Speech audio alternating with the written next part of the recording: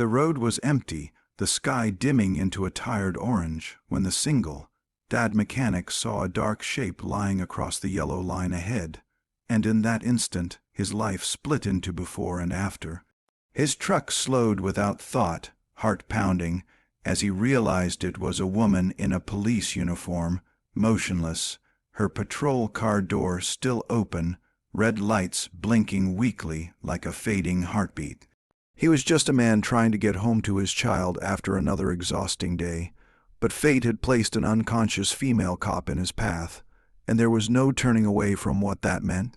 If you believe that kindness can change destinies and that second chances are sometimes born on the loneliest roads, take a moment right now to like, comment, share, and subscribe to the channel Grandma Dearie. Your support keeps stories like this alive, stories that remind us who we are when no one is watching. The mechanic had grease under his nails and worry etched into his face, the kind that never really leaves a single father. Every mile home usually felt heavy, filled with thoughts of bills, school lunches, and a little boy waiting by the window. But that evening the weight shifted. He pulled over, stepped out, and felt the silence press in. The woman lay still, her breathing shallow, a small cut on her forehead, her duty belt askew.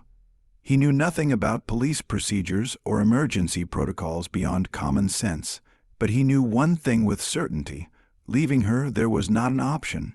The road stretched empty in both directions, and for a frightening moment it felt like the world had forgotten them both. He checked her pulse with trembling fingers, whispered prayers he had not spoken since his wife passed away, and used his jacket to shield her from the cooling air. Minutes felt like hours as he tried to flag down help, his truck lights flashing uselessly into the dusk. Finally, a distant siren answered his desperation, but even then, fear did not loosen its grip. What if he had arrived too late? What if this moment would haunt him the way so many others already did?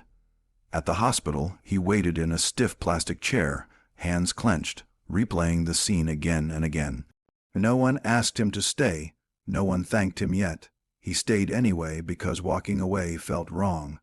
When a nurse finally told him she would survive, the relief hit him so hard he had to bow his head to keep from breaking apart. He left quietly, returning to his truck, driving home long after his child had fallen asleep, carrying a secret he never expected to share with anyone.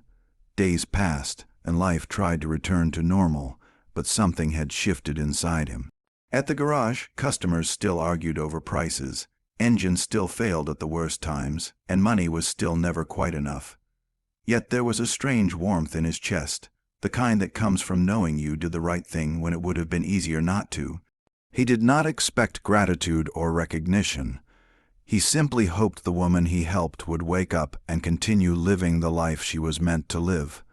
Weeks later, change came knocking in ways he could never have predicted. The same female cop, now recovering, tracked him down. Her injuries had forced her off duty temporarily, and in the quiet space left behind, she had learned his story.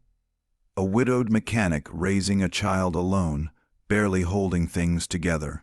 She saw not just the man who saved her life, but the quiet strength behind his tired eyes. Slowly, almost imperceptibly, support began to arrive. Small acts at first, then bigger ones. A community fundraiser for his struggling garage. Free school supplies for his son, a sense that he was no longer invisible. The challenges did not disappear overnight. He still worked long hours, still doubted himself as a father, still woke up some nights fearing he would fail the one person who depended on him most.